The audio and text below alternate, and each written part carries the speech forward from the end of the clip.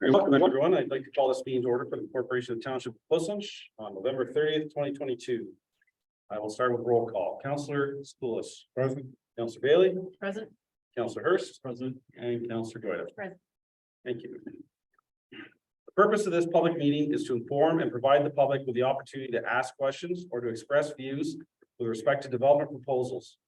Councillors are here to observe and listen to your comments. However, they will not make any decisions this evening. Township requests that you please notify by email, planning@plessis.ca or by phone at 519-763-1226, extension 4, if you wish to be on record and like to be notified of future hearings and decisions regarding these applications. Please note the meeting is video and audio recorded, and all electronic meetings are uploaded to the municipality's YouTube page. By registering to participate in the meeting by electronic means, you are consenting to have your likeness and comments recorded and posted on YouTube. As the chair, I am informing you that when council makes a decision, should you disagree with that decision, the Planning Act provides you with an opportunity to appeal this application to the Ontario Land Tribunal for hearing. Please note that if a person or public body does not make oral submissions at a public meeting or written submissions to the Township of Plessis before the decision is made, person or public body is not entitled to appeal the decision of the Township of Plessis to the Ontario Land Tribunal. In addition, if a person or public body does not make an oral submission at a public meeting or make written comments to the Township of Plessis before the decision is made, the person or public body may not be added as a party to the hearing of an appeal before the Ontario Land Tribunal unless, in the opinion of the board, there are reasonable grounds to do so. You may wish to talk to township staff regarding further information on the appeals process. The Planning Act requires that at least one public meeting be held for each development proposal. The format of this public meeting is as follows. The applicant or agent will present the purpose and details of the application, and any further relevant information. Following this, the public can obtain clarification, ask questions, and express their views on the proposal. Members of the public are permitted 10 minutes each to ask questions and express their views. This time limit is imposed to provide each member of the public an opportunity to speak. Council will then have an opportunity to ask clarification questions. The applicant and county planning staff will attempt to answer questions or respond to concerns this evening. If this is not possible, the applicant and or staff will follow up and obtain this information. Response will be provided when this matter is brought forward and evaluated by council at a later date. All right, so there's specific proposal number 1. Welcome. You may begin when you're ready. Thank you. Mr. Mayor, members of council and staff and members of the public here, and I believe there's people virtually listening as I understand it. Good evening. My name's Steve Edwards. I'm a planning lead from GHD in Whitby. Offices out this way, but I happen to be in Whitby. With us tonight is Frank Ertel, who's the owner of Badger, who's sitting over here to my right, along with his 2 sons. With me at the delegate table, Fred Taylor, who's more the expert on the environmental side of things. I'm the planning side of things, and Amelia as well, who works with is back there with Fred. Courtney, can you flip the slides? I think the ortho is the next one. Yeah, very hard to see from here. I think we do have copies of the presentation slides if that's needed. Just as we started, we did appear before the Planning and Development Advisory Committee a couple of weeks ago, I want to say, and there'll be comments coming from that committee. My part, because nothing's changed on the planning policy side since then, is basically the same as what I said at that committee. Slide 1 illustrates the site location, overlaid on ortho photographs, so you can see the surrounding land uses. On the west side, there's a aggregate site that is, I guess, still under use, not rehabilitated yet, and that appears in that light tan color. To the north, there's agricultural use. To the east side of the site, Greenland area, and the Little Track hiking trail is in that area. On the south side, you have County Road 34, and there's a number of detached dwellings on both sides of the road there. Area areas of this existing site, and if you can see the word site there at the top third, were also used for extractive purposes. Portions of the site have been rehabilitated. Not all of the site, I guess, but portions, especially at that top end, and that's been returned to agriculture. Physical features on the site, and we'll see when we look at the official plan, particularly there's a greenland area in the southeast corner of the site, down near the regional road. There's also a small lobe shown in the middle of the site. There's a pond at the north end as well, and another wooded area to the west of the dwelling there. That probably gives the background, possibly Courtney, the next slide.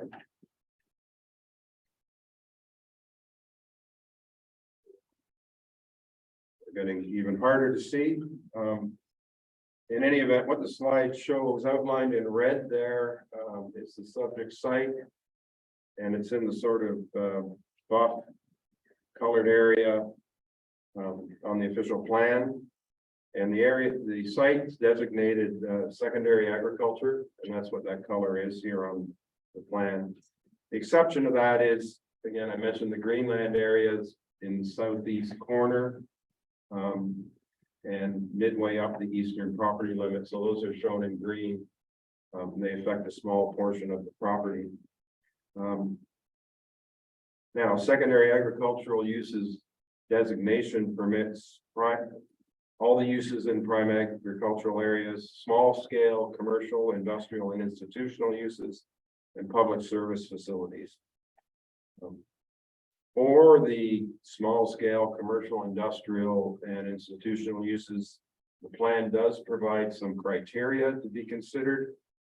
And I'll quickly just name them: appropriate sewage and water, compatible with the surrounding uses.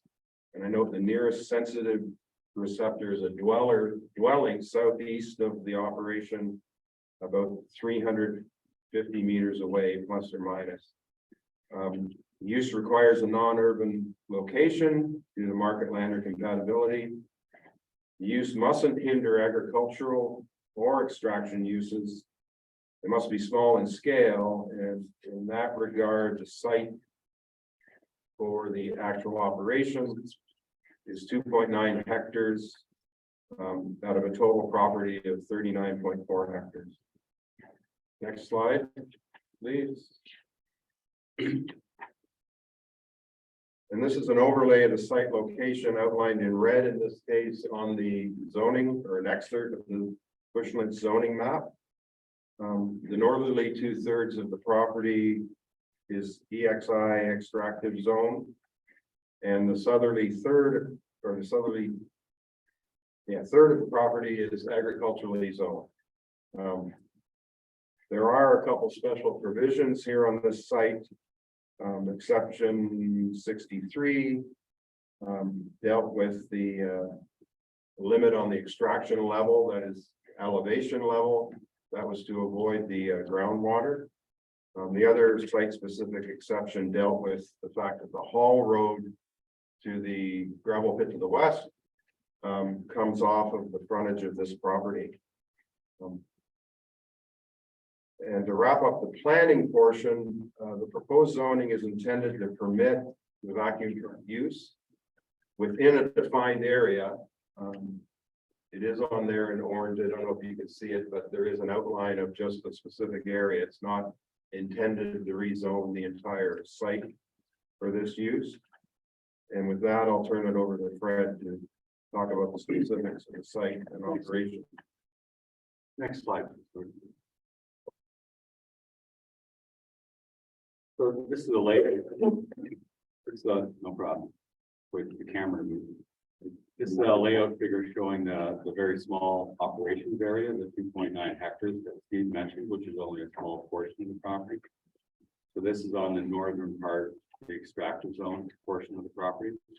And some of the highlighted operations are shown here, but essentially the hydrovac trucks come in, they place the soil on the ground, the water gravity drains off through a ditch into a stormwater pump. Well, can you speak up the For the galleries. The soil is dried and it's sampled, and every load of soil is sampled, and the water is also sampled as well. Other site features, there's employee parking, truck parking, obviously for the trucks and the employees. And the other thing I'll note on this plan is that the southern part of the property is no relation to agricultural zone property, is not part of this operation at all. Even though it's part of the property, there's no impact other than the haul road, which the trucks come in and out on, and that's allowed by the current zoning. And then finally, this is a better blow up of the northern part of the property, which is under rehabilitation, under Ministry of Natural Resources and Forestry aggregate license. It's required to be rehabilitated under that license. There's no active extraction.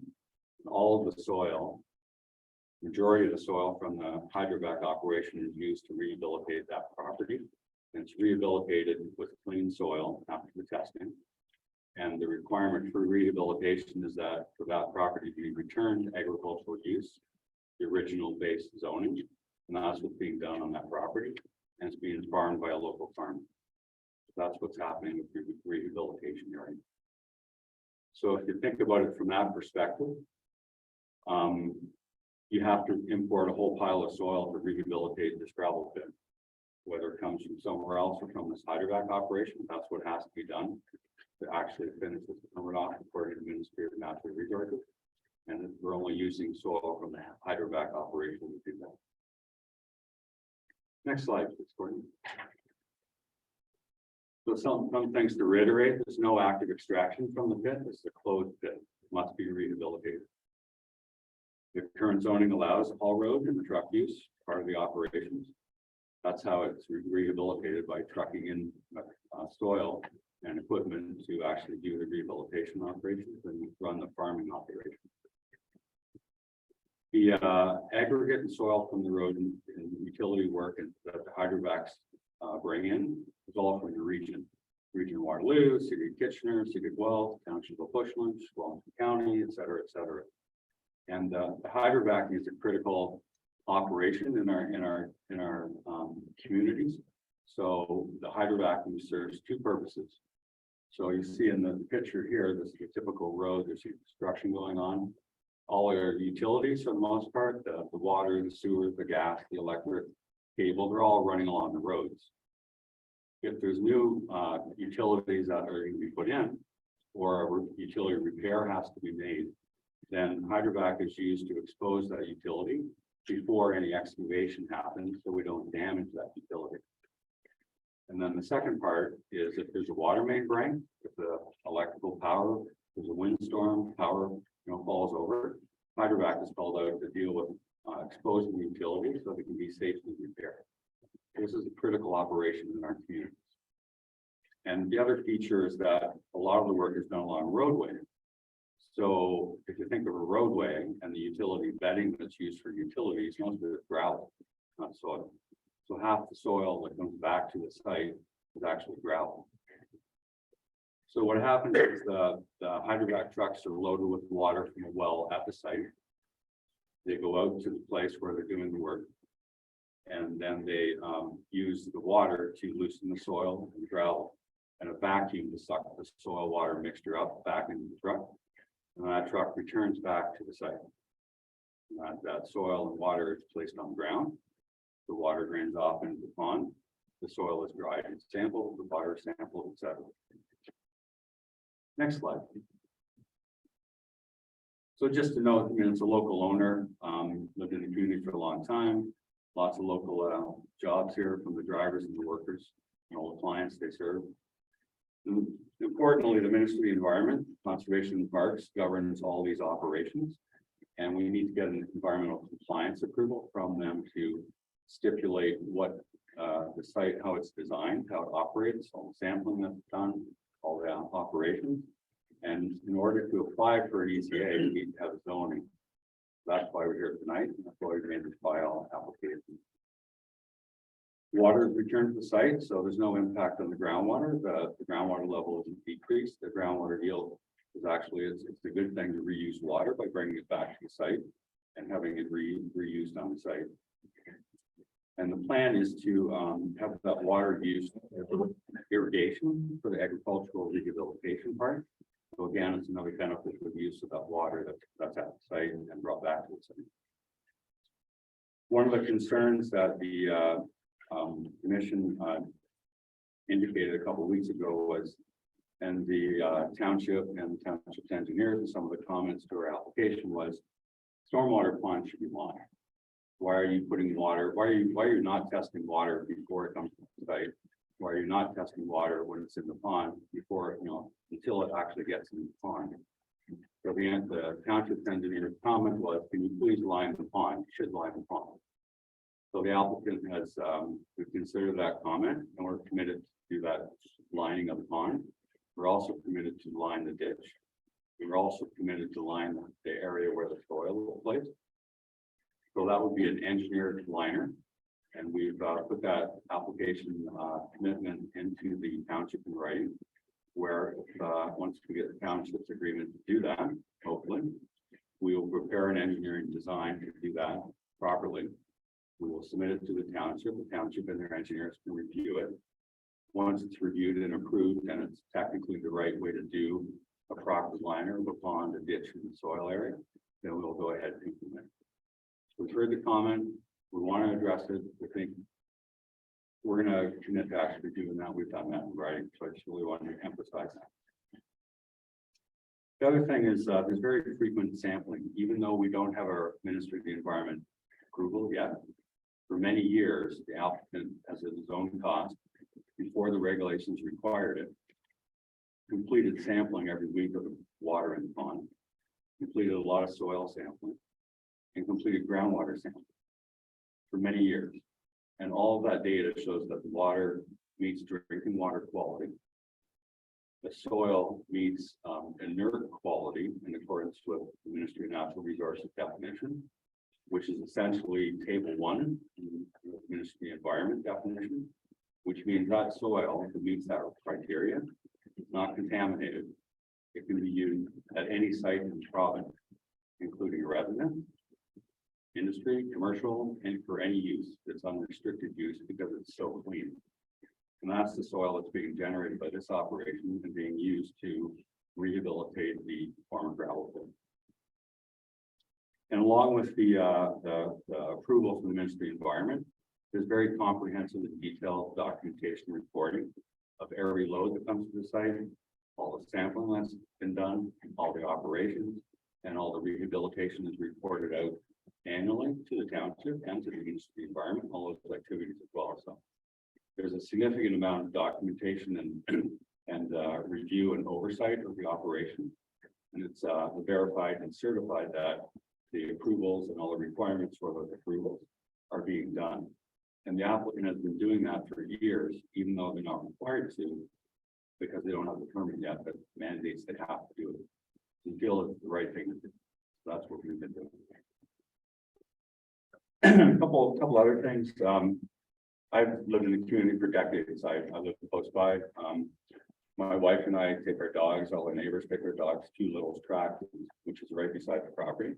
And I've been walking, I've been there hundreds of times, long before I knew Frank. And, I wondered what the operation was. And then I got to know Frank over the last 10 years. And Frank's a very professional person. He's trying to do the right thing. He's operating the site with a good neighbor policy. And I have full faith that will continue. And that's the way that the owner and the applicant have been their view on how to operate this property, do things right, comply with all the laws. And that's why we're here tonight. He didn't have to apply for a bylaw amendment.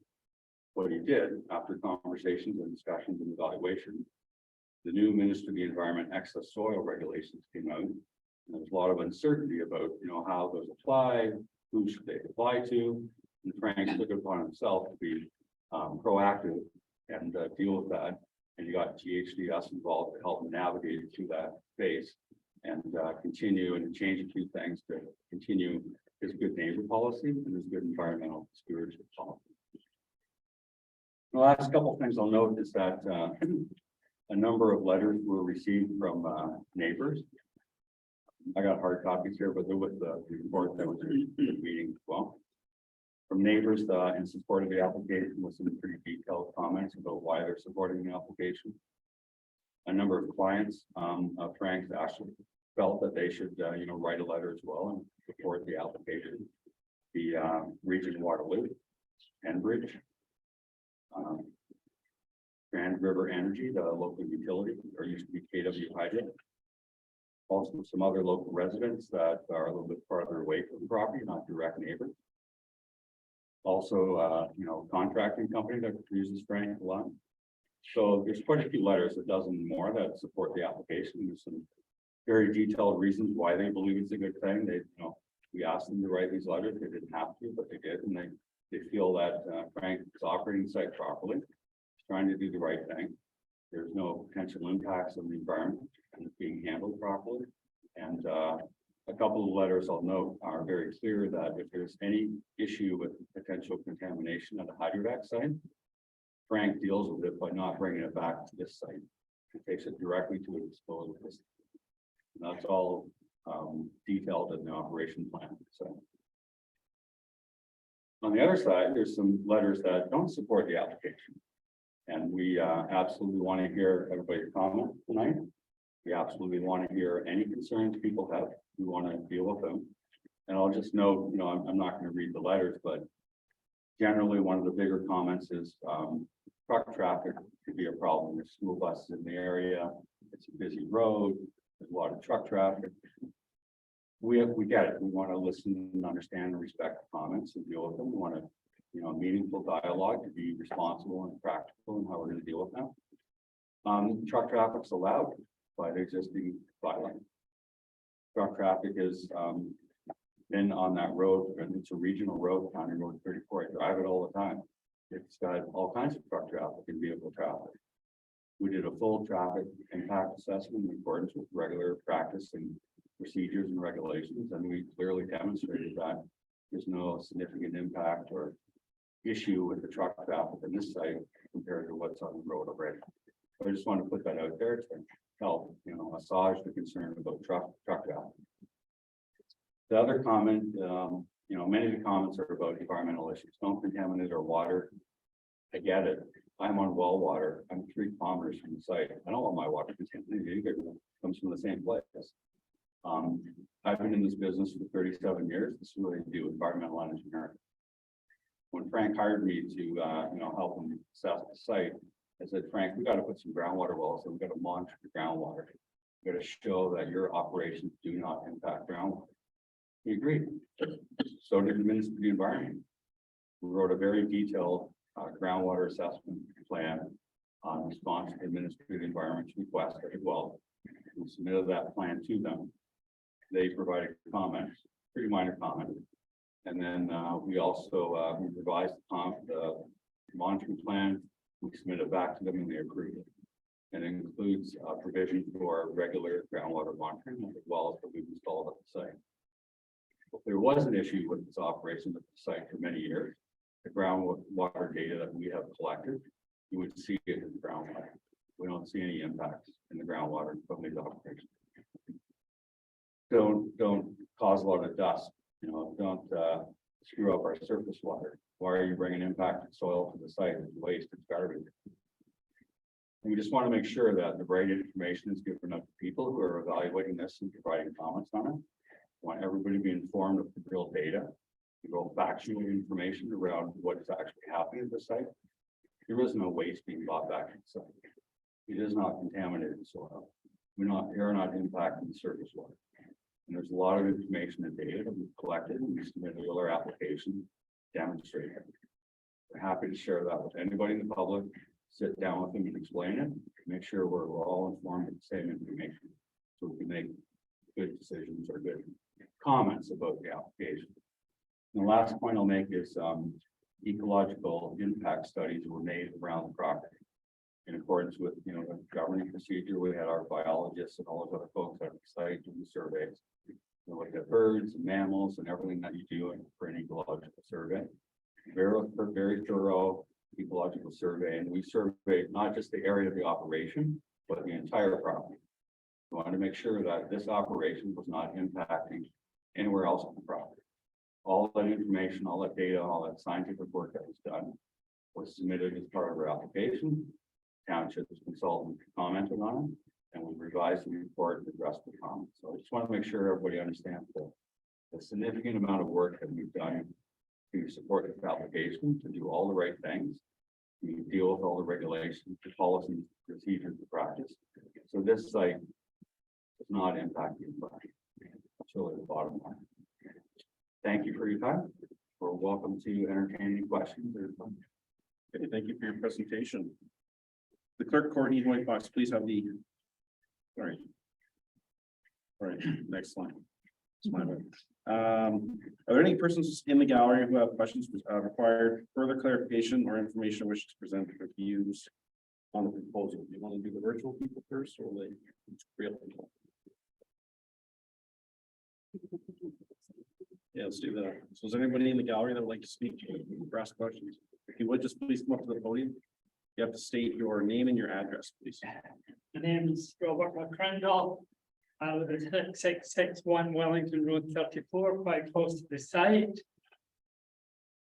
I wrote quite an extensive letter of objection from the viewpoint of someone who knows more than a little bit about the environment.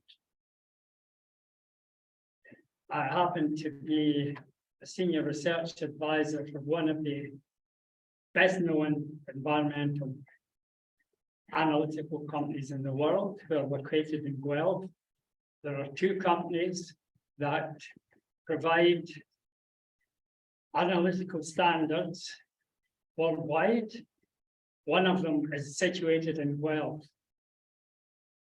Their compounds are used by analytical chemists all over the world. Academic labs,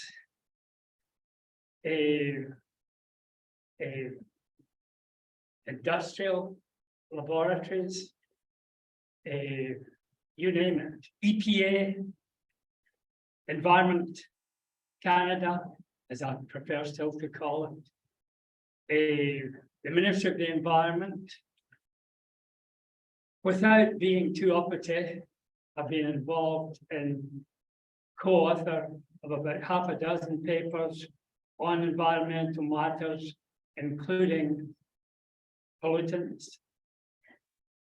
And my main question would be, how many of these materials that are hydrovac are coming from close to roads? What proportion? To answer that? I believe that's posed to yourself. So I think the question is, how many of the materials that are hydrovac come from roadway? From roadside, roadway is even more so. I would say probably half, maybe 2/3. Generally. Maybe half.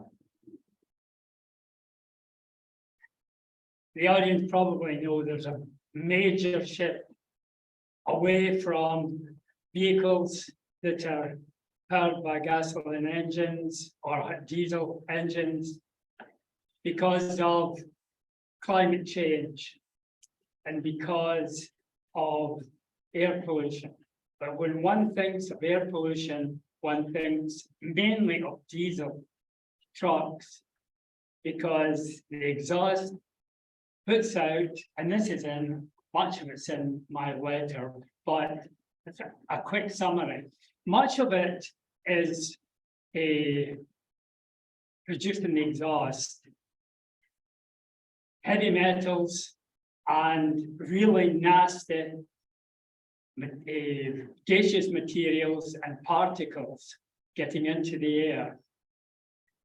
Among them, some of the most carcinogenic compounds known. That is only half of the story. The other half of this story, and okay, we're getting rid of gasoline and diesel engines and moving to electric But exhaust emissions is only half of the story. The other half of the story comes from, believe it or not, tire wear particles. Sounds tiny. There are many million tons of these particles introduced worldwide yearly onto the road surfaces. And in the States alone, there's about 500,000 tons. And these little road particles, these microparticles, are very noxious. The very smallest of them, the nanoparticles, get around everywhere. In autopsies, they're turning up in lung tissue, and liver tissue, and spleen tissue.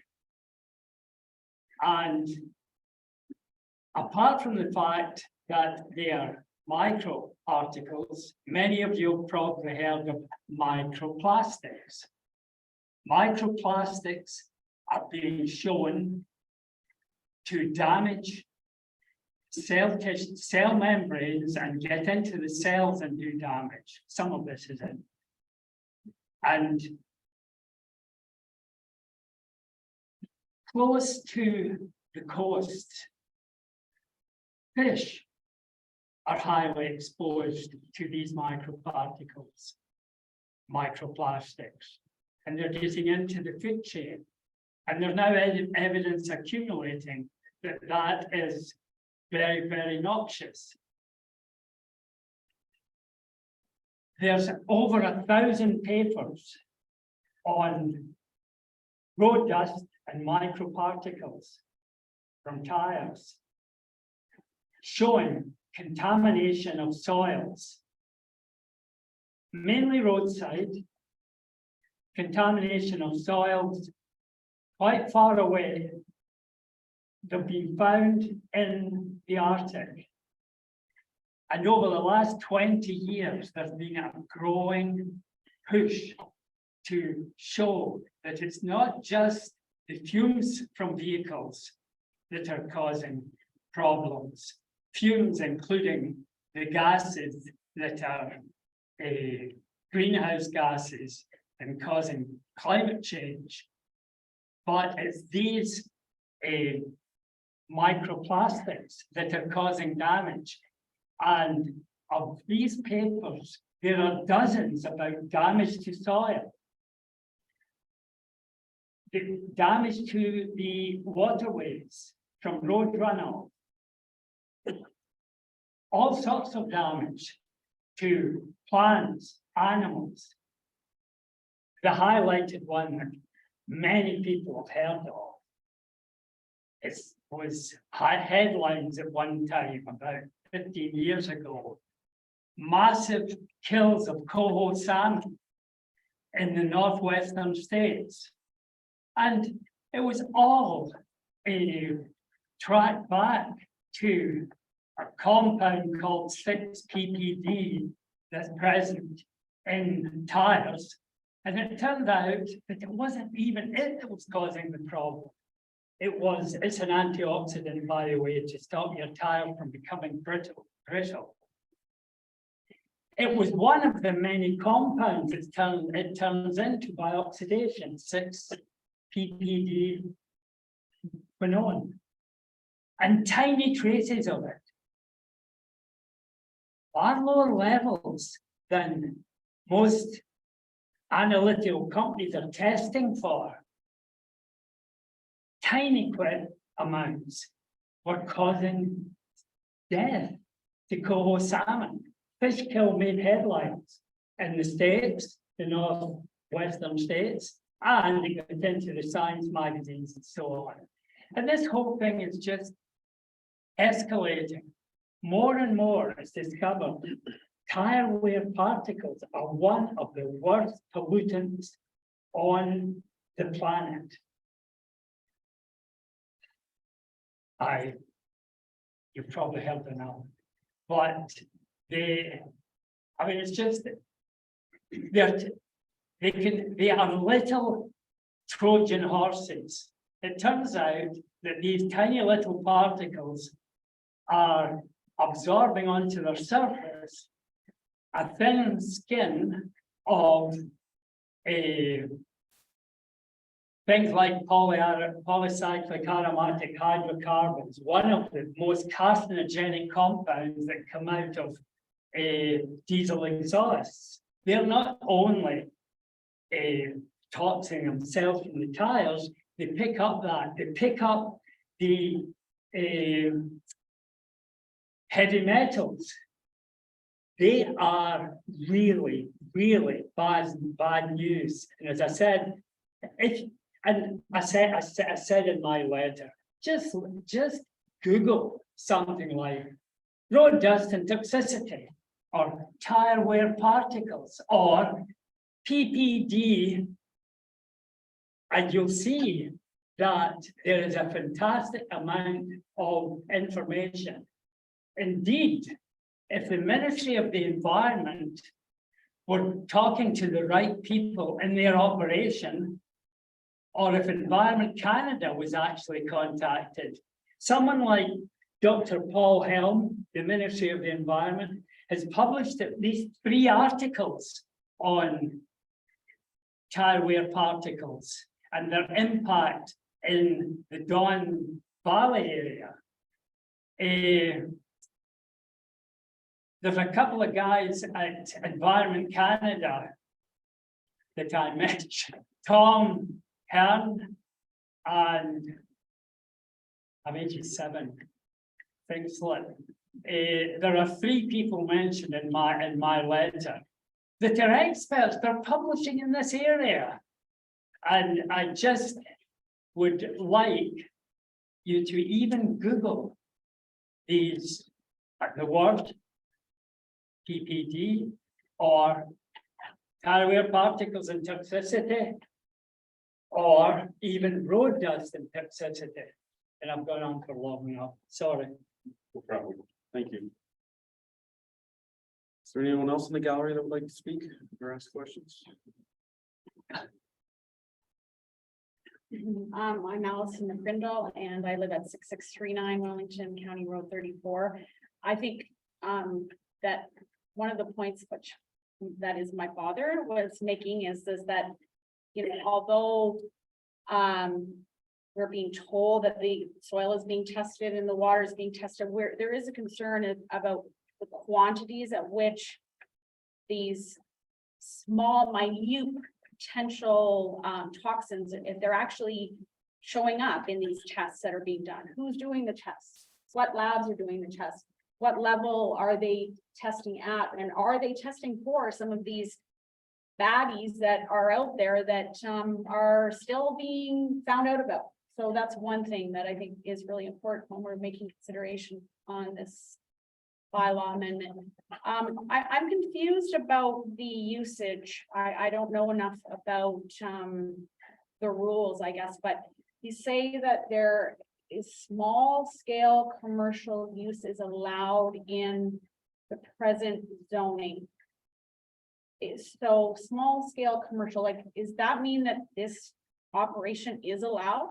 Like, we don't even have to go through this process. I'll pose that Okay. question to Yeah. Zach if he can maybe speak to small scale. Sure. Yeah, sure. So generally, you'd have to go through a zoning bylaw amendment to allow that. That's what we're here tonight for. So Okay, so it's not allowed, is what you're saying. it's not as of right. It's sorry, and then, As of right, it's not allowed, but through this process, it may or may not. okay, so for 9 years is what I read in somewhere in your paper, actually, that you wrote. Badger says for 9 years, they have been actively doing what they do. 9 years. And there's not the proper zoning? How is that possible?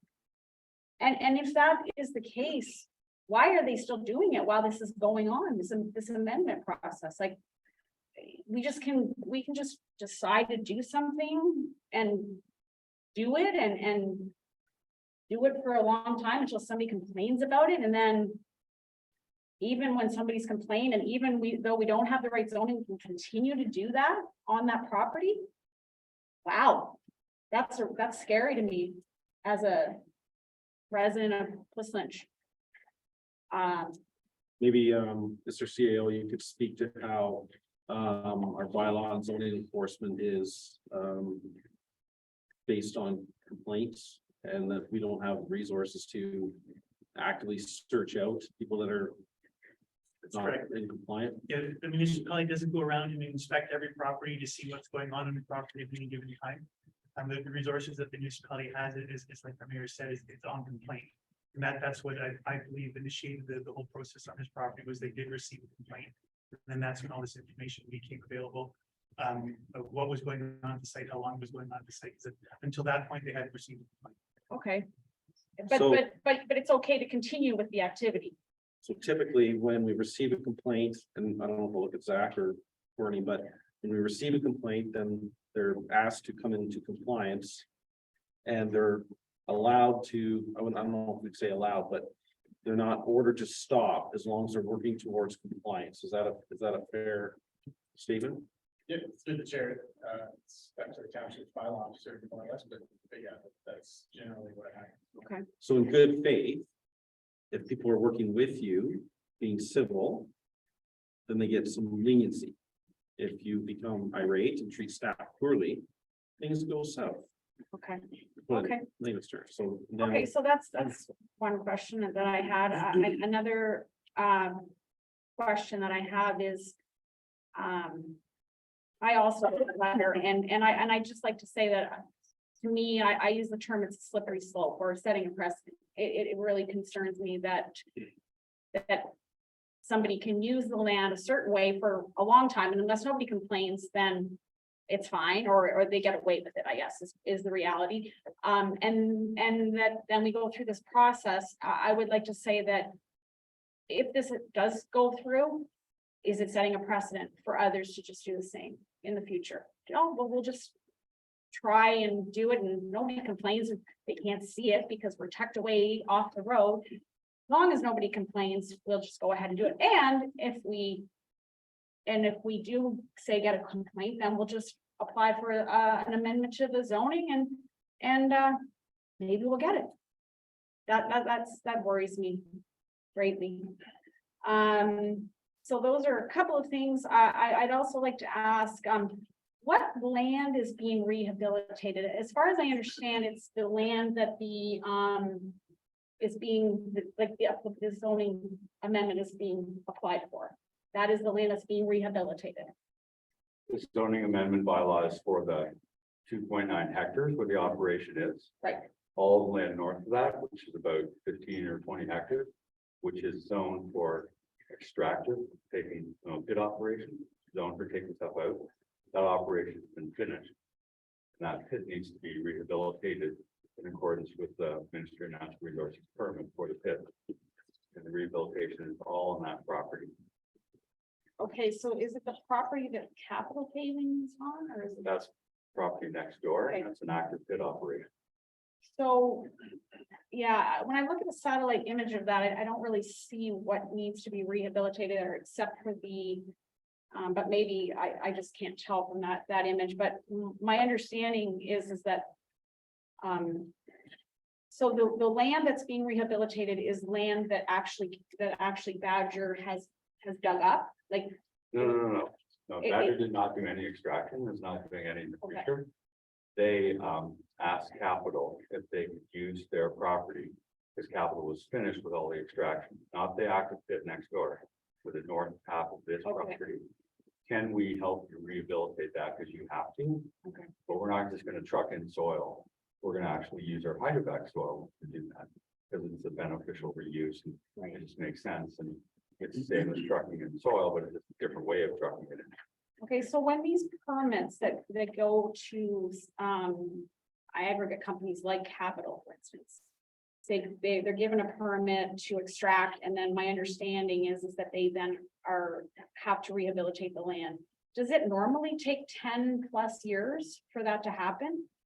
As my understanding, that's what you're talking about, is 10+ years. It's a very small volume of soil compared to the land that has to be rehabilitated. Let me be clear on what rehabilitation is. And under the application for the pit rehabilitation permit, there's a rehabilitation plan. And that shows the land has to be returned to, excuse me, in certain grades and topography, so it drains properly. And then it has to be soil, enough soil has to be brought in and the grades made so that it can be farmed as agricultural land. And that takes time to do properly over a big piece of property. Seems like a long time for me for a rehabilitation project. And I also worry yet again about that being good agricultural land after roadside soil is being used. I mean, doesn't seem like it's particularly, to me, a good use or what I would want my food to be grown on, I guess is what I'm trying to say. Potentially, possibly. So I think that's pretty much my concerns. I do have quite a few more there in my letter, but that's everything for now. Thank you. Okay, thank you. Is there any other members of the gallery that would like to speak or ask questions of the delegation? You've had, I'm gonna go to the online people first, then I'll circle back. Just want to give everybody an equal opportunity to speak first. Yes, recordings up there. Mr. Marsh. Mr. Marsh, I'm just moving you over first.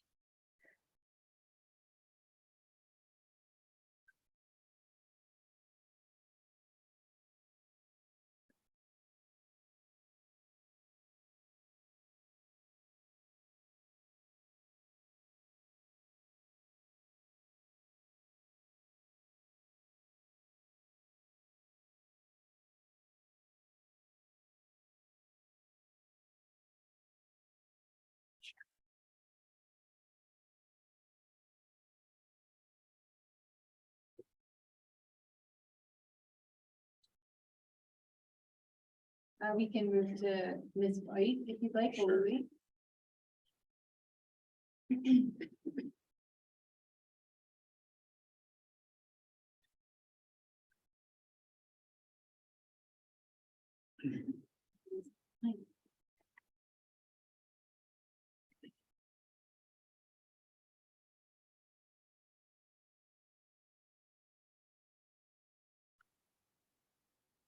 You can unmute yourself, Ms. White. I am, sorry. I'm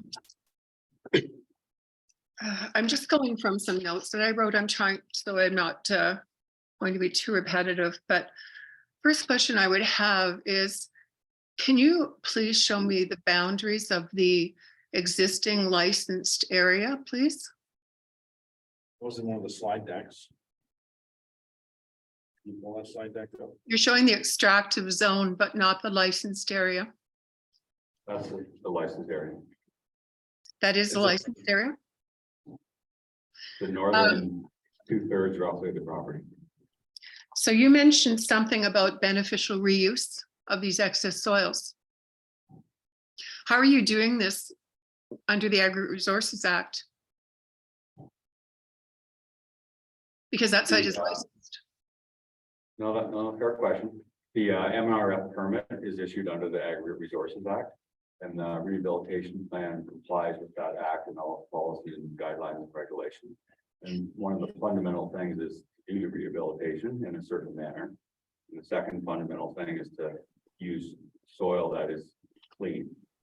And the definition of clean is developed over many years, but essentially it means uncontaminated soil at certain levels of certain contaminants, and that's what we're doing in the rehabilitation. Well, there is a section in the proposal for the changes to the Agri-Resources Act. Liquid soils will not be authorized for agri-resources areas. So how are you bringing liquid soils in here without a permit from the is ECA? You don't have a compliance permit. It's a licensed site. There is a book about what you have to do. Qualified persons, the amount of soil you're bringing in.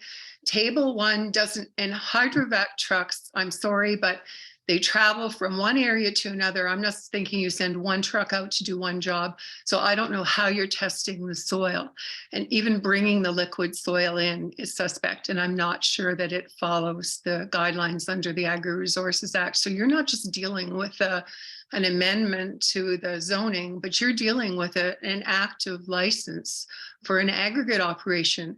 And Capital Paving has said, I think on their compliance report, that they were bringing last year, 20 and 21 or something, they didn't do any rehabilitation, but you've been ongoing in there for 9 years, dumping soil from your vac truck.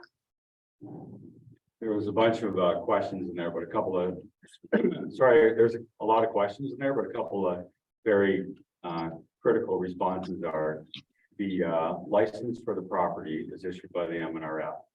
And only recently in June of this year, did the MNRF come out with a policy that said liquid soils are not allowed on licensed properties. And this is a multi-step process. We have to get an ECA from the Ministry of the Environment. We're doing that, but we have to get the zoning first. And then we're going to go to the MNRF and amend the permit, so the licensed area does not include this operation. I don't think it's that simple. It shouldn't be that simple. And this liquid soil, excess soils in pits and quarries, I've been going to the conference every year for several years, and I'm actually registered for this year again. So this has been ongoing, and it's not something that just came out of nowhere. I'm sorry, but I am really concerned. This is a recharge area. You've been dumping into a pond. It's next to the Little Tract, which is an environmentally sensitive area. There was a hazard zone and an open space zone at the north end of this pit. I don't know what happened to that. There's just very specific rules around pits and quarries. So you're coming for a change in the zoning when it's a licensed property and it's zoned extractive. I've been wondering for all these years what those trucks were doing coming and going out of there when I'm on 34, thinking, are you just parking there, or could they possibly be dumping the soil from their trucks? And Dr. McCrindle was correct. What is on the roadside at one of the soils meetings that I went to is so contaminated that they actually move that soil to another roadside location when they're building up the roadside, so that they don't have to put it somewhere else. They're moving it to a similar location. And I can't say a field near the Little Tract is a similar location. I'm sorry? Thank you for your questions and comments. The other thing I'll share with you is that I am a qualified professional. I've been for many years under the MECP program. Thoroughly familiar with all the excess soil regulations and navigating through all of the regulations from the MECP, the local municipality, and the MNRF at many sites. So we're very comfortable with what we're doing is the right thing. And it is not simple. You're absolutely right. And there's a process and the steps that you must follow with all these agencies. And that's what we're doing. So importation of the soil may lead to groundwater contamination. The sampling, if you have more than one load, I'm sorry, my dog is barking like crazy. Is it all right? Should I go and shut the door? Can you hear okay? You're fine, carry on. Okay, thanks. Contamination of the surrounding soil, surface water, the groundwater, introduction of invasive species.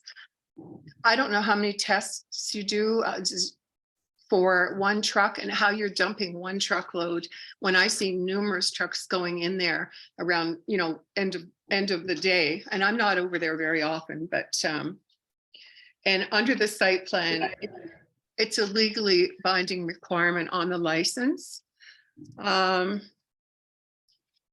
It's every load of soil sampled before it goes into the stormwater pond. Yes. Every load. Yes. And how- All the sampling that's being done and all the operations that we're doing are what the Ministry of Environment will approve, because we've done this on many other sites. This is what's required to comply with the regulation and the practices that the Ministry of Environment requires for all excess soil sites, including this site, and that's what we're doing.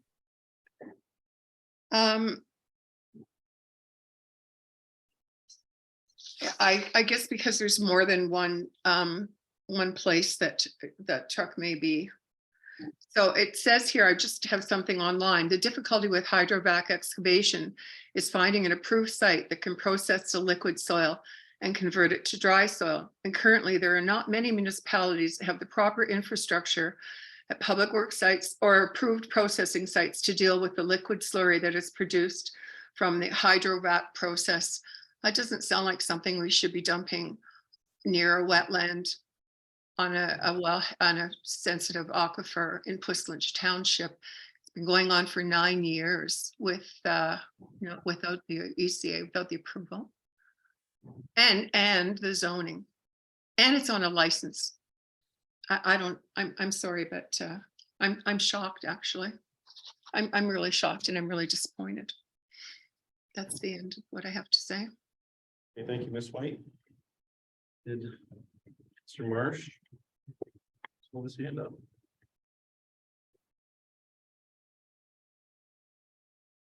Have you provided a copy of the rehabilitation plan for this site to the staff? Yes, Does the original rehabilitation plan permit the importation of fill, or was it supposed to be soils used? Typically, they push all the topsoil over to the berms and then they rehabilitate it. no, it absolutely requires importation because all the soil, all the material that came out of the pit is left at much lower grade than it needs to be to bring it back up to grade. So you need to bring in a lot of fill to actually do that. You can't just backfill it with what you put up on the berms.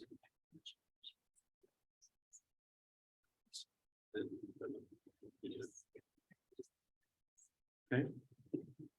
What's the last thing we can read? Is it Eva? Is that?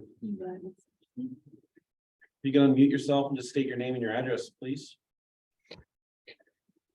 Hello, this is Robert Hanner and Eva Amantorp of 6692 Wellington County Road 34. I am a professor of molecular biology at the University of Guelph. My property abuts the property in question, and I share some of the sentiments of the other speakers who've gone on before about issues surrounding testing. I think there's a little bit of disingenuity here with respect to every load being tested. You're pulling slurry out of the ground and dumping it the same day you're hydrovacing it. There's no way that load is getting tested before it's dumped. That does not happen. Moreover, when I think about my students, yes, they get tested. That does not mean they pass. So my question then becomes, if after the fact the load has been dumped, but testing is found to show some level of contamination, how do I as a property owner get compensated for contamination of my well? And what safeguards do I have to make sure that after a test is failed, that I'm not the one left holding the bag? Because I think there's a bit of a challenge here that isn't really being spoken to. Not every load is being tested before it's dumped. That does not happen. I understand your question. I agree. We sample the soil and the water after it's placed on the ground at the site. We do not sample it before it comes to the site. That's the concern that the township raised about, well, your pond should be lined and you shouldn't let the stuff potentially migrate into the environment until you get those test results back. We responded to that comment. We've committed to lining the pond, the ditch, and the area where the soil is placed. And the pond water will be tested and it won't be able to be discharged until the testing results are back. And once the results are back, we've never failed before, but if it does fail, we'll remove the water and dispose of it off-site. The soil, every load of soil that comes onto the site is tested in accordance with all current practices, procedures, and local methods, everything, 100%, I guarantee it. And if it fails, which only 2 or 3% of the loads do, that soil is removed from the site, and all the paperwork and documentation to demonstrate all of that chain of sampling, testing, the results, disposal if it fails, is all provided for, and it's kept at the site and it's maintained in accordance with our permit. Okay, so how many times a year are excess soils actually tested? Every day they're tested at this site. Every day. Yes, sir. Okay. I guess the other question I had mirrors some of the other comments about this site to the north that purportedly needs to be rehabilitated.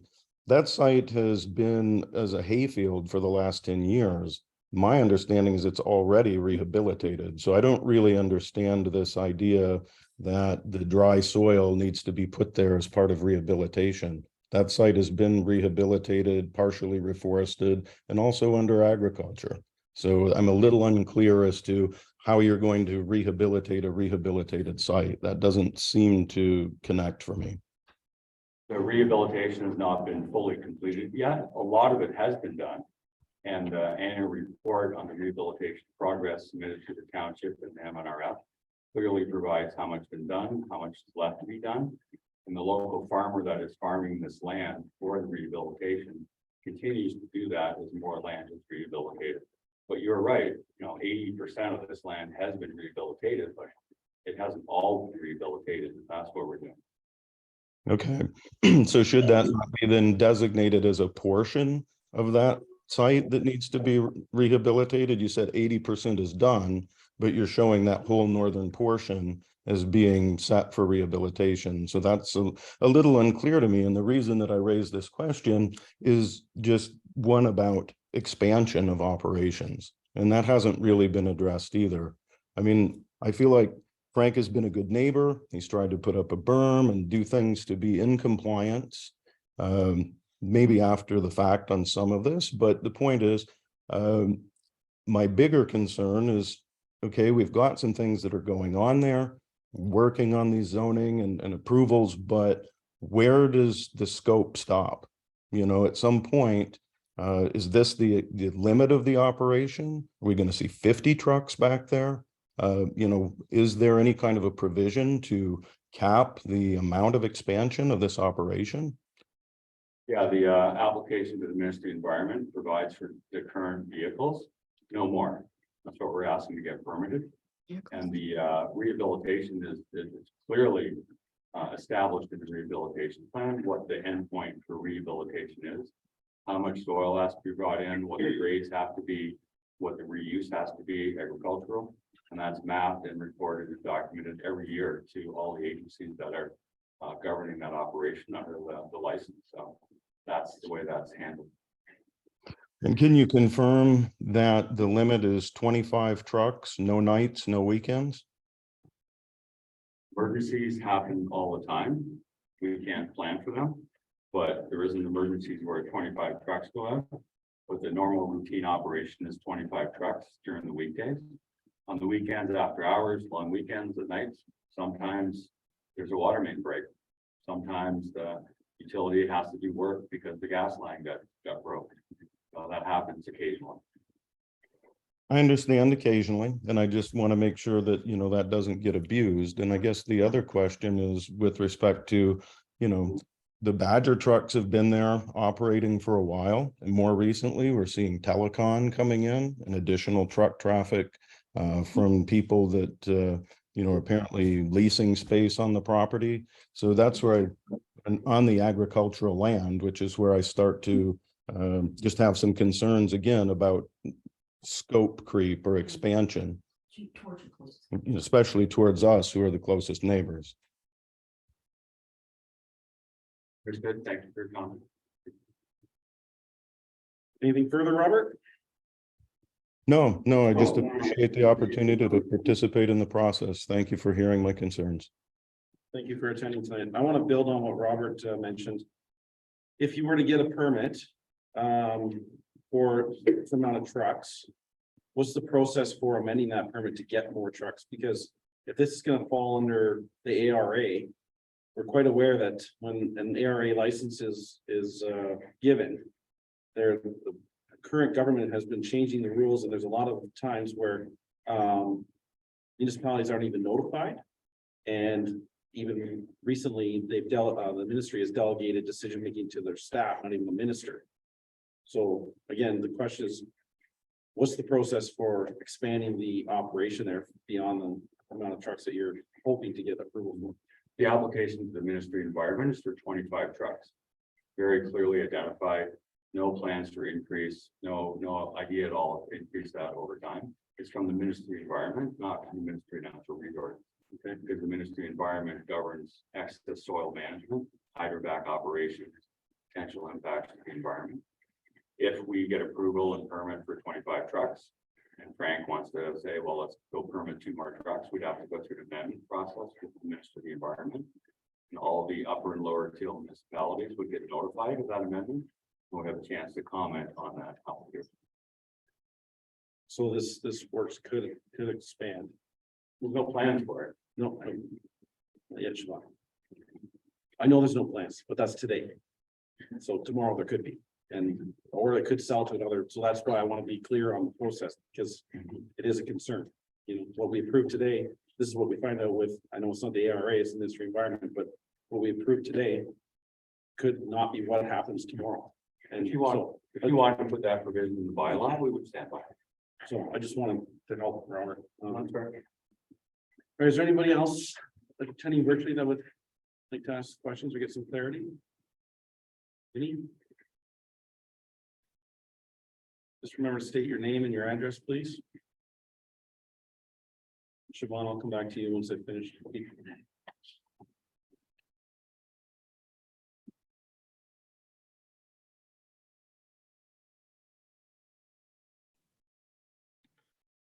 Welcome, Vinny. Hey, guys, it's just Vinny here, 498 Arkle Road.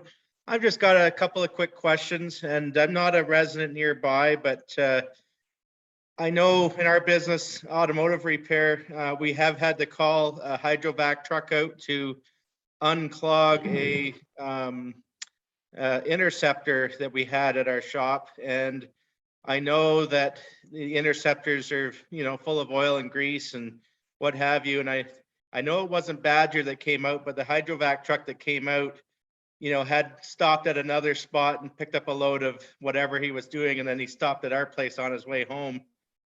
So, I mean, I know you guys can suck anything from, the side of the road. It could be a collapsed asbestos sewer drain pipe, it could be anything.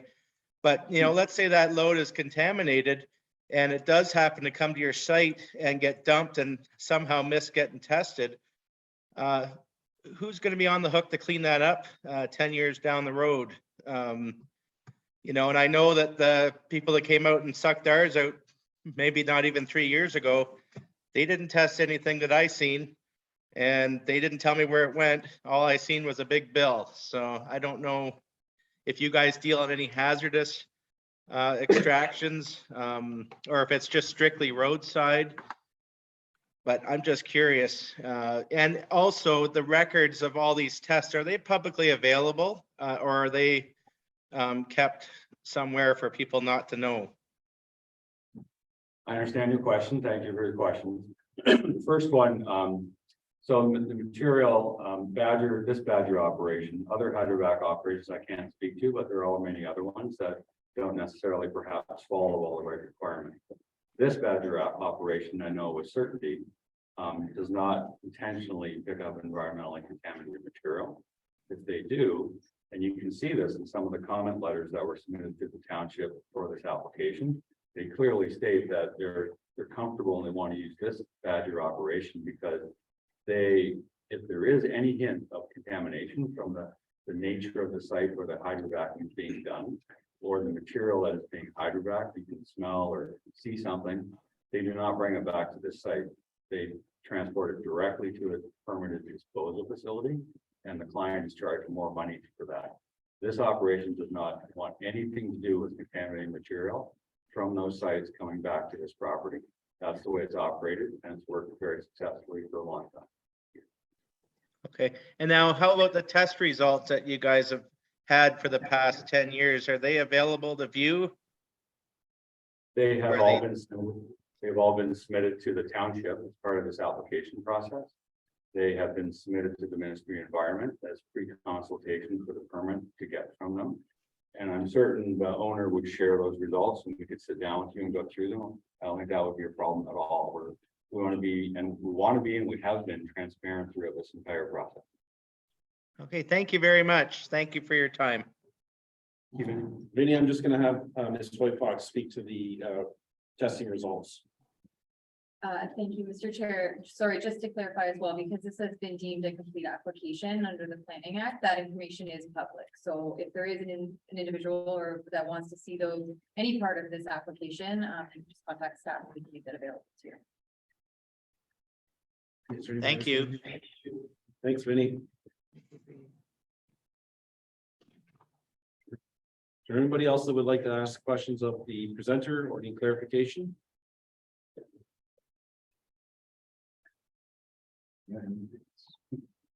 No, sorry, I'm sorry, online. I'm just trying to get through those people first. I was kind of over here before and then. Okay, anybody in the gallery, Siobhan? I'll have to ask you to come up to the podium, please. My question. Because of the discussion, Siobhan Bowmer, 4535 Washington site. So I don't understand why you're parking trucks at that site when there's industrial properties and things that you would park trucks at. So we live in a rural area. We have people in the area who might start to think that it's a great idea to just take all these trucks and start parking them in their areas as well. So why are these trucks leaving, going away, going to a nice industrial site that's zoned for that? Why are they staying on the site where they are? I mean, they're not supposed to be there, right? That's part of the zoning that you're applying for, is for trucks. Steve can answer, but my understanding of the current zoning is that it allows a haul road and truck traffic to operate the extractive part of the property. Right. Extraction is finished, so there's no trucks hauling stuff out. But rehabilitation is ongoing, so you must have trucks to bring material in. We're just doing it with hydrovac trucks. Okay, I understand that. Yeah. But I also understand that gravel pits, the trucks come and they go. And so why are the hydrovacs coming and staying? It's a daytime operation, hydrovac usually. They park overnight, the employees drive their vehicles. Okay, but but again, I'm gonna ask the question again, it's a simple question. So other people asked the question about dumping and contamination and all that. My question is, why are the trucks staying on the site after they finish dumping? Why aren't they leaving? Why are you making this an industrial parking site for trucks? Because if you do it and you get the zoning for it, like, I don't think 25 trucks or more is small scale. That sounds like a lot of trucks to me. Like, agricultural areas are for agriculture. They're not for parking lots. So when there's lots of industrial properties that are perfectly legal, that they're zoned, that you can park trucks there, why do you need to park the trucks there? Isn't that part of this process that you're trying to rezone for? Is there not supposed to be trucks parked there? Well, the zoning, you're correct, doesn't permit parking of trucks there now. And that's not small scale, like 25 is not small scale. I think people think it's a couple of trucks are small scale. Am I correct in assuming small scale would be less than 25? Yeah, it's hard, hard to say. The small scale criteria did have to deal with the operation. So there's a number of ways of looking at that, including the numbers of the trucks, I agree. If the zoning is successful, I think because of practice, the way the operation works, that's why there's the desire to park trucks here and not bring them to another location. Right, park them there overnight. They could park them there, of course, and then bring them back to this site during the day. So I think it's just part and parcel of the operation. That's the reason for wanting the trucks here. So it's convenient. So will the zoning then remove the agricultural part from this? I'm just gonna let Zach maybe address the small scale and your question about proper use of that property. Yeah, through the chair, so just back to your previous comment a little bit, when we do our recommendation report, we'll provide our opinion on the small scale, but each application is like that. So as Steve mentioned too, the number of trucks is one criteria, but yeah, through our recommendation report, we'll be assessing that. So just before you, sorry, Zach, but will that also look at this through the official plan if this is a fit for that property? That's right. Yeah. So the small scale component is just one part of our full review Right, and so are they asking to change the zoning from agricultural to something else that would generally permit a trucking yard? Or are they just asking to keep it agricultural? And just put the trucking yard in there? It's zoned extractive. The front parcel is agricultural. And the goal of the extractive parcel is to return it to agricultural with all the rehabilitation. Right. But then what's this 2 point whatever hectares? Is it gonna be zoned what? What are they trying to zone it? Through the mayor, the application is to permit this specific use on that specific portion of the site. So it would include agriculture, would still be a permitted use there. But specifically, the request is to zone 2.9, whatever it is, the area. Specifically for this use, For that, and that would include, there will be trucks on the site. And whether there's a cap on the trucks, that remain number of trucks. And that could be done through zoning as well as through licensing, of course. I guess that remains to be seen. So that would be the use, but I don't think it, like, in terms of eliminating agriculture from the balance of the site. Especially any portion that's eliminated, that's the impact. oh, my concern isn't that. My concern is that this would remain either extractive, but extractive is agricultural. Am I not right that an agricultural site is? Well, within the extracted zone, I mean, there's nothing preventing you, I think there's a general provision in the bylaw. Any land could be farmed for agriculture, so it's not the intention to remove. No, Yeah, that's not, I know. so my concern is the thinnage of the wedge. Which is then we are going to have people calling truck yards, small scale use and putting them in agricultural areas as opposed to where they should be in an industrial area. That would be my concern. Thank you for listening. Okay. Thank you.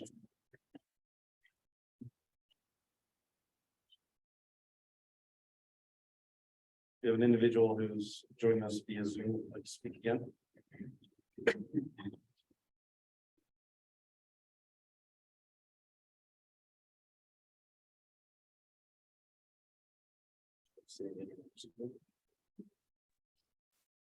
I just- Go ahead, Kathy.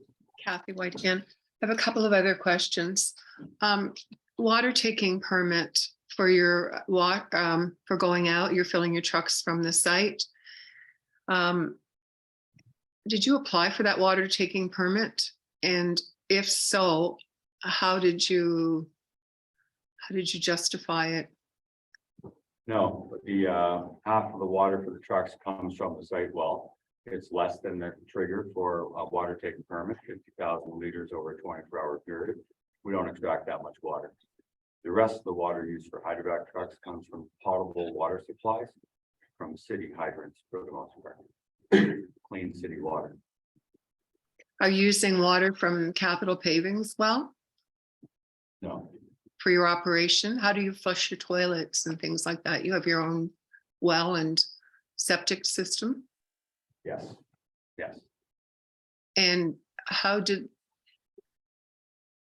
is that and building permits and approvals for those? Yes, they're all permanent. Yeah, they were Yeah. there for, they were installed, the wells were installed before the hydrovac operation. And the building permit was issued for it. Are you planning to fill to grade? The rehabilitation plan has certain elevations on it. And it's graded so it'll drain properly, I guess, the simplest way to put it. So you're following the existing plan from the original license?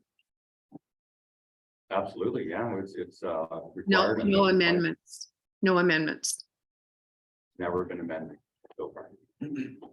And I was going to ask you, what happens when the pit closes and the rehabilitation is done? You're going to carry on there. Where are you going to dump all of this stuff? And these other trucks coming in, are they coming in to unload? Yes, the general plan is about roughly 10 years left of rehabilitation, roughly. And the plan would be to stop the hydrovac operation, but, 9 years from now, maybe Frank might want to apply to extend it, I don't know. But that's generally the plan and the timeframe for rehabilitation. And yes, trucks come into the site. So these letters that you have praising Badger aren't just about Badger then, if other companies are coming in and dumping in Puslynch as well? No, most of the clients. I'm are- just saying it's not all Badger. You've got other people coming in now. You stand in business outside of your own trucks and your own people who are locally employed. No. It's I- only Badger. It's only Badger. There's no other trucks coming in. I thought you said there were other trucks coming in and one of the neighbors had seen other trucks. And you said, and I just said, are they dumping in there? No, absolutely not. Mm-hmm. And Badger's clients are only cities, municipalities, and utilities. And No, no it doesn't. other companies' back trucks are going in and out of there? Absolutely not. Nothing? No. I thought I heard one of the neighbors say that he had seen other trucks going in from other companies. I may be misunderstood, but He did, you're correct, sorry, it was Telecom. So Frank has leased part of the property at the front for a cable company to store materials. And they use trucks to bring the materials in and out. No storing, hydrovac. storing materials means just, is it equipment or soils also? No soils at all. It's cable for the fiber optic plans that are being implemented around the region. So it seems there's a lot more going on, or there is more going on in that site then. Okay, thank you. Thank you very much. Okay, is there anybody else that wants to seek some clarification on, or I'll go to Mr. Kindle? Come on up. Just one comment about that last question. I don't know personally, but some of the neighbors said a massive amount of soil came in to make berms. And they thought it wasn't Badger trucks last Christmas. There's probably one or two here that could answer that. I want to make it clear. At my age, I'm not thinking about my future. I'm thinking about the future of people around that area. And I think this extends to all Badger operations. Right now, it happens to be that my main interest is on the compounds that live forever, fluorinated compounds. And this story started 40 years ago. And the Badger type operation is at the stage that they were at about 20 or 30 years later. 40 years ago, PFOS, PFOA, Scotchgard, and the Teflon pots and pans were great. And the people who lived around the plants that made these compounds only gradually started to get hit by the nasty sides of perfluorinated compounds. We've all got our share of 100 or 1,000 of them in our bodies because they do last forever and they're insidious. And we're now at the stage where tileware trend and the compounds in tileware that only in the past 10 or 15 years have people started to become aware of them. And going through the research that's been done, what's there, why are they causing problems, analyzing for them. We're not talking about analysis with some rinky-dink operation. We're talking about analysis of the type that happens to take place not all that far from here, in 2 or 3 places actually in Guelph, where you're dealing with machines, spectrometers that are worth something in the order of $500,000 to $1 million, and talking about levels that are minuscule and most analytical companies can't deal with. They don't even know that there are problems in these solutions. They don't know how to look, what they need to look for, how they look for them. And as I said, it's taken 40 years to get to the stage now where particularly European companies, but also the States, are starting to clamp down on fluorinated compounds because they know the damage they're doing. I'll wager 20 years from now, people will be saying, oh, it's too bad we didn't do something about tire wear tread and the microplastics that's in them.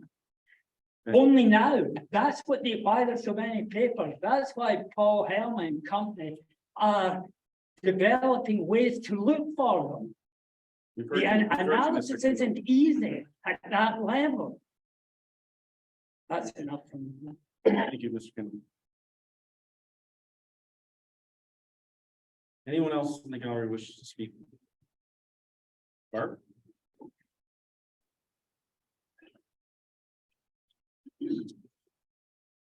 I didn't want to speak because I didn't want to be on YouTube. And I'm wearing a mask, maybe nobody will know who I am because I'm afraid of these big companies. I'm afraid of the repercussions. So I have seen, I think it's either Hydra X or Terra X.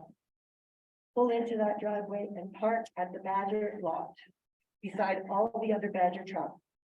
I have seen that, I guess you call it a pond.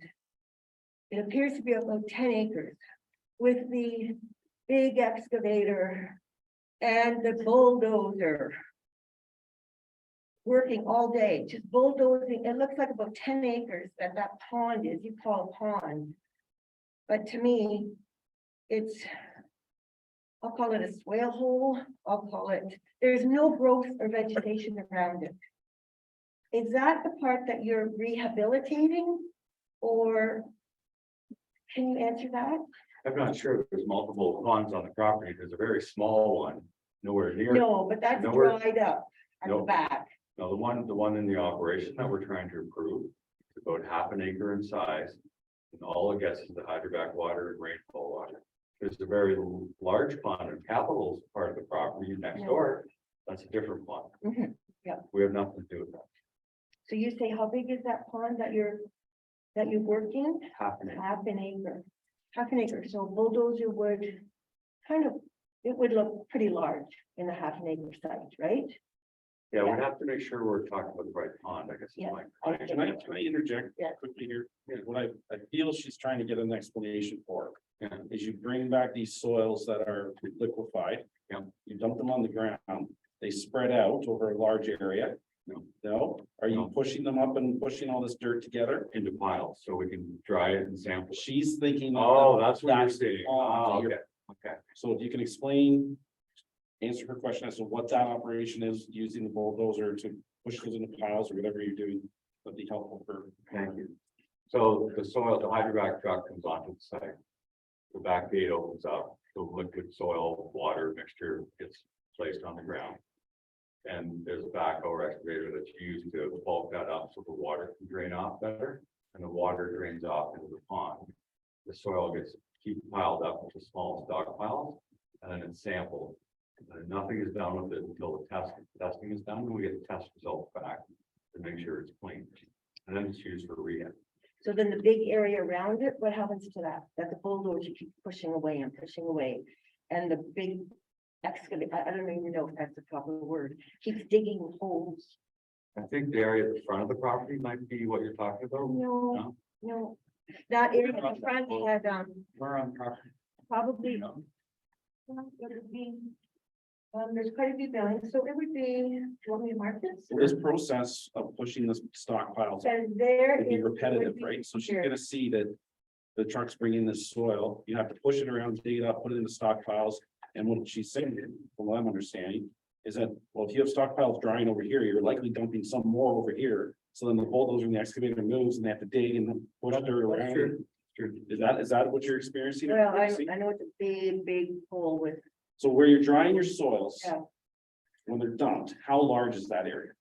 You must be using the same area. Happening. There's your answer. That's what she's asking. Yeah, it's not like we do it once, we're done in an area. It's done in the same area over and over again. And in October of 2021, gravel trucks started coming in. Soon as it got dark, so in October, 6:30, 7 o'clock. So they came in one after another, usually till 3 in the morning. Then they started coming in during the day. So I never counted each gravel truck. So I would estimate 1,000 trucks came in with fill. I don't know where the fill came from. It came to all the south part of the property. Yes, And now there are big berms there. yes, And now Telecon is there. yes, I don't know, was that soil ever checked? yes, it was. All those trucks were checked that came in? All the 401 construction during that time period, that's where that soil came from. It was all tested as part of that operation, and many properties got soil from that, not just this property. And then we worked with the township to apply for a site alteration permit to allow that soil to be placed on the property. And all the testing results were provided with the application. They for were, that. so they had tire tread wear, asbestos wear, lubricant wear. Soil was came from. tested in accordance with current Okay. procedures. I would have, I can't say that, obviously. That came from the 401, okay. Okay, thank you, thank you. Was that soil imported under the rehabilitation of, portion of the license? Separate part of the property, the front part agricultural. It was brought in and we applied for site alteration permit. And it was the subgrade of the 401, so they dig asphalt out and they get rid of it. That's how they build a new road, and then they dig down all the gravel and they take it all out so they can put new stuff in. To build it back up again, to build the road. With all the stuff underneath that was brought out. A lot of different people in the township and other places got that filled. But a lot of sampling was done at the highway site before the soil was brought to this property. We looked at all the data, we included all that with the site alteration permit application. And that was approved? We're still waiting for it. Right. Any further questions or comments? Yeah. Anybody online that wants to raise their hand?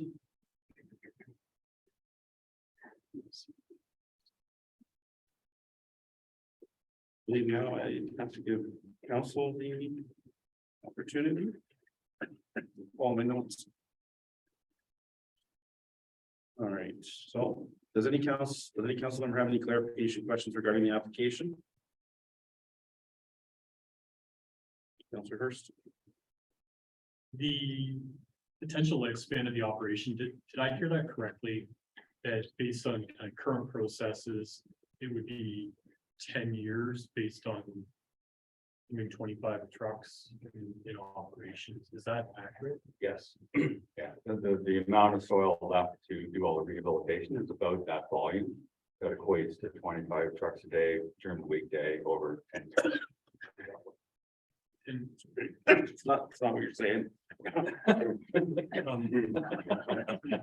Can you explain the process in the event that a sample that's brought back to the premises does test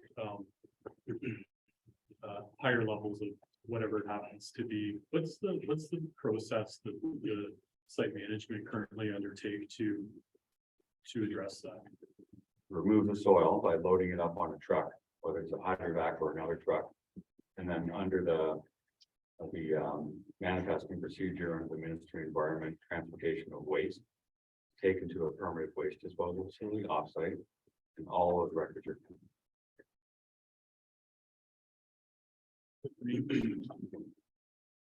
Any further questions from council? Okay. I declare this public meeting closed. The council will take no action on the proposals tonight. Staff will be reporting at a later date with a recommendation for council's consideration. If you wish to receive further notifications of this proposal, please email or call planning@postlands.ca or by phone at 519-763-1226, extension 4, or contact township staff during regular business hours. Only those persons who leave their names will be provided further notification. If you wish to speak to the proposal when it is brought before council in the future, you must register as a delegation with the township clerk prior to the meeting. Thank you, everyone. Thank you, Mr. Mayor.